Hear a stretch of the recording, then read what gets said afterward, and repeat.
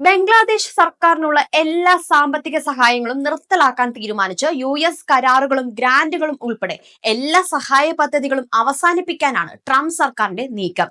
Ukraine അടക്കം ചില രാജ്യങ്ങൾക്കുള്ള സാമ്പത്തിക സഹായം 90 ദിവസത്തേക്ക് മരവിപ്പിക്കുന്നതായി US വിദേശകാര്യ സെക്രട്ടറി മാർക്ക് റൂബിയോ നേരത്തെ അറിയിച്ചിരുന്നു.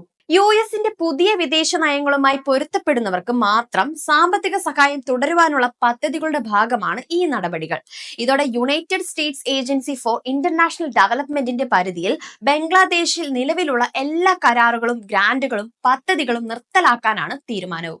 ഇതുമായി ബന്ധപ്പെട്ട് ബംഗ്ലാദേശിൽ നടക്കുന്ന എല്ലാ പ്രവർത്തനങ്ങളും 90 ദിവസത്തേക്ക് മരവിപ്പിച്ചിട്ടുമുണ്ട്. ഇതുകൂടാതെ അമേരിക്കൻ ഭരണ നിർവഹണത്തിലും പൊളിച്ചെഴുത്ത് നടത്തിയിരിക്കുകയാണ് പ്രസിഡന്റ് ഡൊണാൾഡ് ട്രംപ്.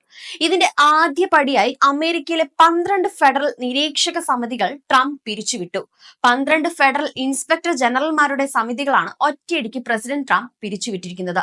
4 വർഷം കൊണ്ട് ബൈഡൻ സർക്കാരിന് ചെയ്യാൻ കഴിയാത്തത് താൻ ഒരാഴ്ച കൊണ്ട് ചെയ്തതെന്ന് പറഞ്ഞുകൊണ്ടാണ് ട്രംപ് തീരുമാനം അറിയിച്ചത്.